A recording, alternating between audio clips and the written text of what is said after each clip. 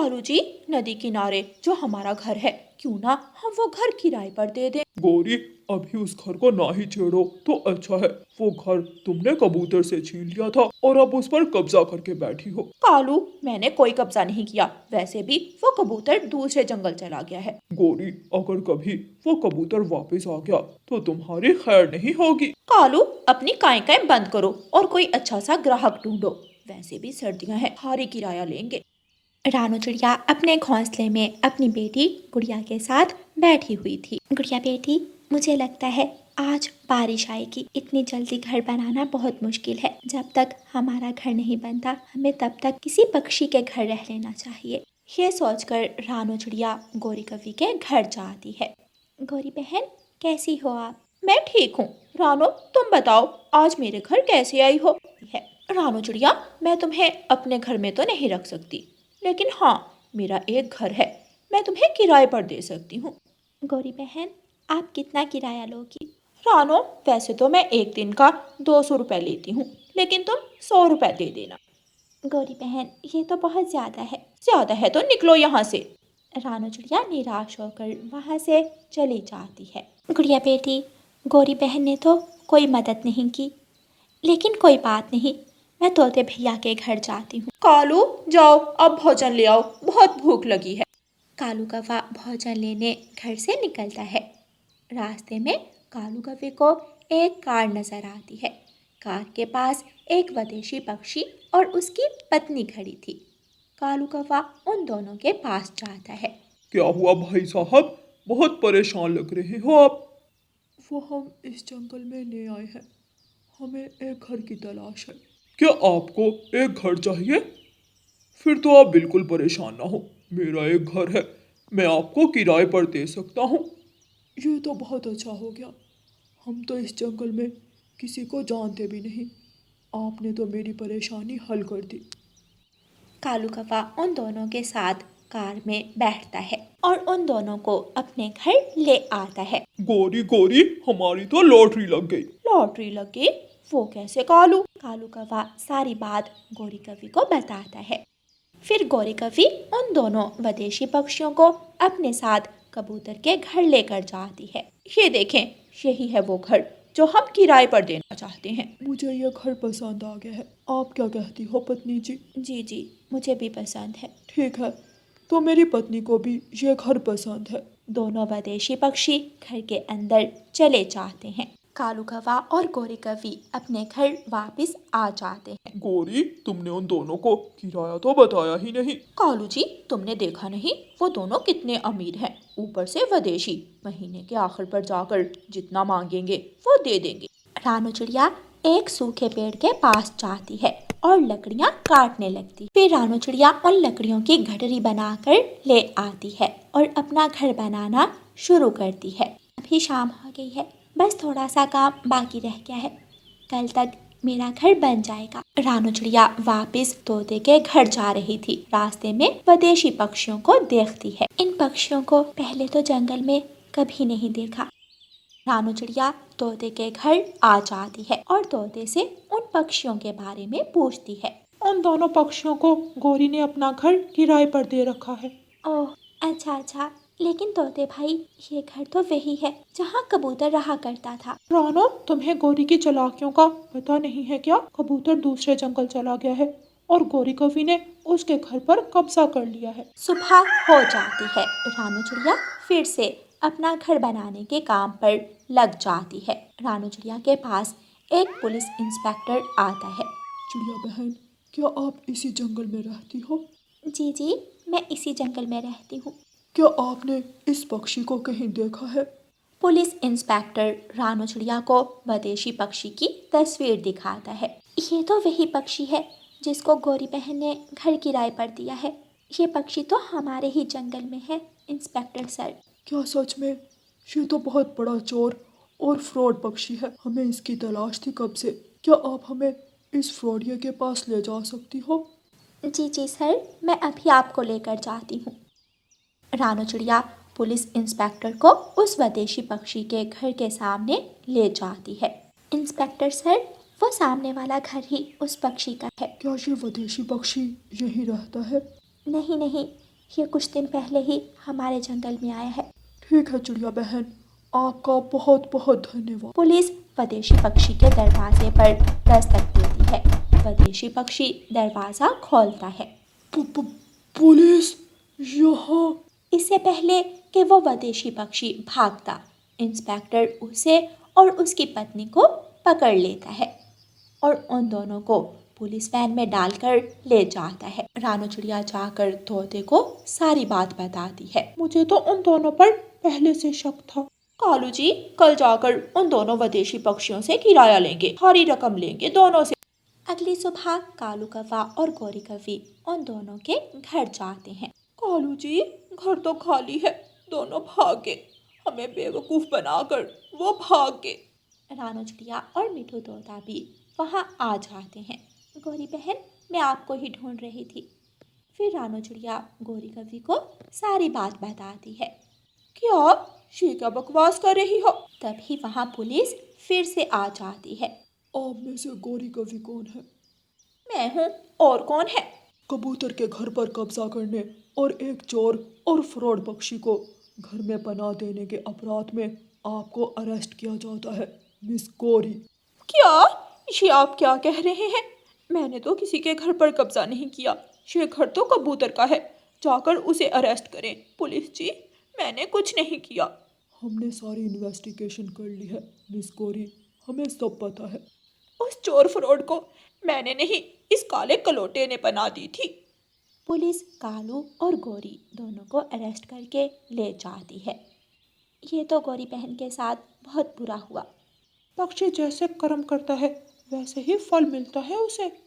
इस तरह गौरी कौवी को उसके लालच की सजा मिल जाती है। रानू चिड़िया अपना घर बना लेती है और अपनी बेटी गुड़िया को लेकर अपने घर में चली जाती है। प्यारे दोस्तों, इस कहानी को लाइक, अपने दोस्तों के साथ शेयर और चैनल को सब्सक्राइब करना बिल्कुल मत भूलना। आपका धन्यवाद। एक दिन गौरी कौवी और कालू कौवा भोजन की खोज में गए हुए थे कि उन्हें एक आवाज आती है। मेरी मदद करो, मैं मर रहा हूँ, मेरी मदद करो। कालू जी, ये आवाज कहाँ से आ रही है? हाँ, आवाज तो आ रही है, मगर कहाँ से? मेरी मदद करो, मेरी मदद करो। कालू जी, उस तरफ चलें, वहाँ से आ रही है आवाज। कालू कौवा और गौरी कौवी उड़ते हुए उस पेड़ की तरफ जाते हैं।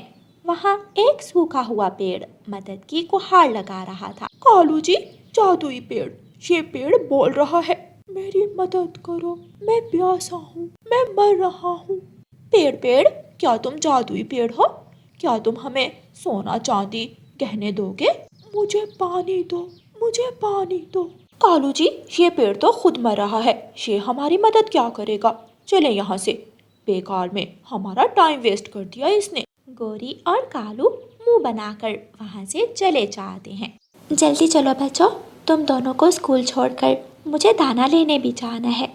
रानू चिड़िया अपने दोनों बच्चों को लेकर तोते के घर जाती है। तोते भैया, छोटे मिट्ठू को भेज दें। छोटा मिट्ठू स्कूल बैग पहनकर बाहर आ जाता है। चलो बच्चों, जल्दी चलो, आप पहले ही बहुत लेट हो चुके हो। एक साथ उड़ना और सीधा स्कूल जाना। जी मम्मा। तीनों बच्चे एक साथ स्कूल के लिए निकल जाते हैं। रानू बहन, चले हम भी दाना ले आए। हाँ मिट्ठू भैया, चलें। जाते जाते बुलबुल को भी साथ लेना है, वो कल मुझसे कह रही थी मुझे भी साथ ले जाना। रानू चिड़िया और मिठू तोता उड़ते हैं और बुलबुल के घर पहुंच जाते हैं। रानू चिड़िया बुलबुल के दरवाजे पर दस्तक देती है। बुलबुल बहन, जल्दी आ जाओ। हाँ, बस आई। बुलबुल भी बाहर आ जाती है और वो तीनों दाना लेने के लिए चले जाते हैं। बहुत देर तक ढूंढने के बाद उन्हें दाना मिल जाता है। वो तीनों पेट भर दाना खाते हैं और घर के लिए जमा करते हैं। चलें, अब हमें घर वापस चलना चाहिए। कितना अच्छा लग रहा है यहाँ, अभी तो आए हैं, कुछ देर रुकते हैं। वो तीनों दोस्त वहीं बैठकर बातें करने लगते हैं। कुछ देर बाद उन्हें एक शिकारी के कदमों की आवाज सुनाई देती है और साथ ही गोली चलने की आवाज भी आती है। चलो जल्दी अपना भोजन उठाओ। नहीं तोते भैया, बैठ जाते हैं थोड़ी देर और, अभी तो आए हैं। ना बाबा ना, मुझे क्या पता था यहाँ शिकारी भी आते हैं, चलो जल्दी चले, वरना ये शिकारी मुझे अपने बच्चों का खिलौना समझकर पकड़ कर ले जाएगा। तोते की इस बात पर वो सब हंसने लगते हैं और अपना अपना दाना उठाकर वहाँ से उड़ते हैं।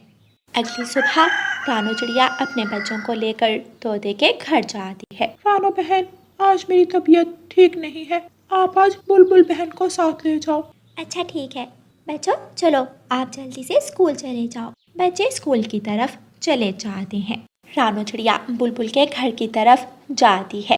ये क्या, मुझे लगता है बुलबुल बहन घर नहीं है। आज तो अकेले ही अनाज लेने जाना पड़ेगा। आज मुझे उस दिशा की बजाय इस दिशा में जाना चाहिए, कहीं ये ना हो कि शिकारी मुझे पकड़ ले। रानो चिड़िया अकेले ही भोजन लेने निकल जाती है। रानो चिड़िया दाना ढूंढ रही थी कि उसे उसी पेड़ की आवाज सुनाई देती है। मेरी मदद करो, मैं मर रहा हूँ। रानो चिड़िया आवाज की दिशा का पीछा करते हुए उसी पेड़ के पास जाती है।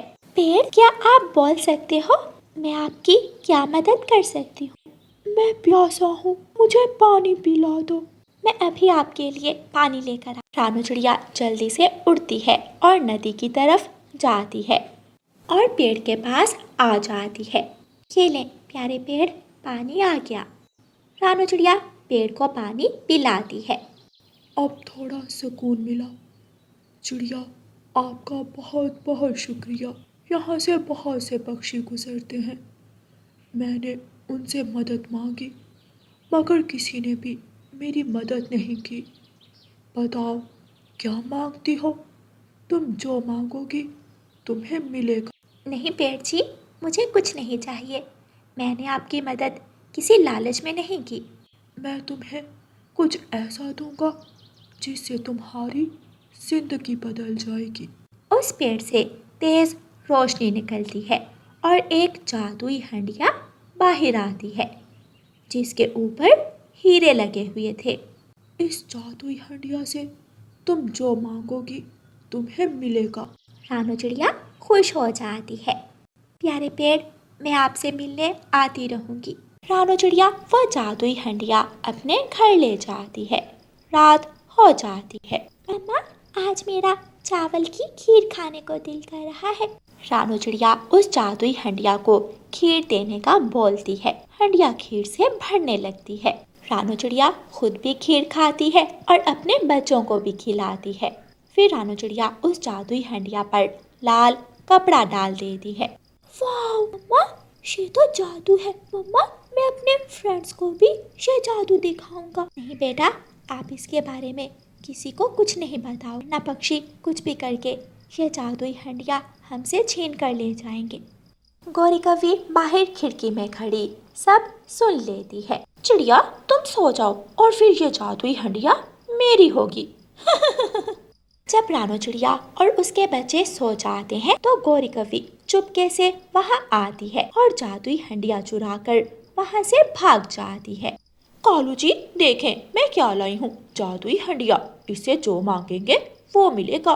क्या सच में जो मांगेंगे वो मिलेगा? हाँ हाँ, जरूर मिलेगा। चलो हम गर्मा गर्म मोमोज मांगते हैं।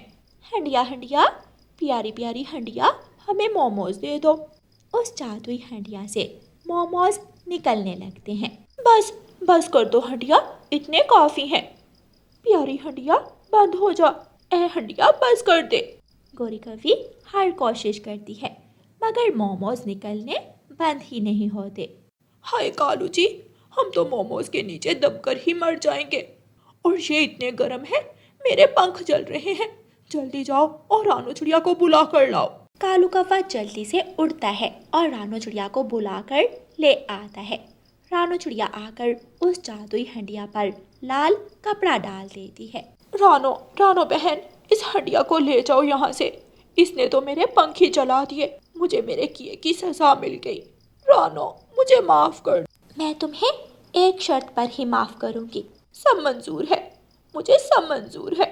बताओ बताओ। सुबह होते ही तुम ये सारे मोमोज सब पक्षियों के घरों में बांट कर आओगी। ठीक है, वादा, पक्का वादा। रानो चिड़िया अपनी जादुई हंडिया लेकर वहाँ से चली जाती और अगली सुबह गौरी कवि सब पक्षियों के घरों में वो मोमोज बांट देती है। सब पक्षी गौरी कवि की खूब तारीफ कर रहे थे। जीती रहो गौरी बेटी, तुम बहुत अच्छी हो। हाय कालू जी, कितना अच्छा लग रहा है, सब मेरी ही तारीफें कर रहे हैं। प्यारे दोस्तों, इस कहानी को लाइक, अपने दोस्तों के साथ शेयर और चैनल को सब्सक्राइब करना बिल्कुल मत भूलना। आपका धन्यवाद। रानो चिड़िया की ऐसी कहानियाँ सुनने के लिए YouTube सर्च बार में रानो चिड़िया की कहानी लिखें या फिर ये बटन दबाकर बोलकर कहें रानो चिड़िया की कहानी।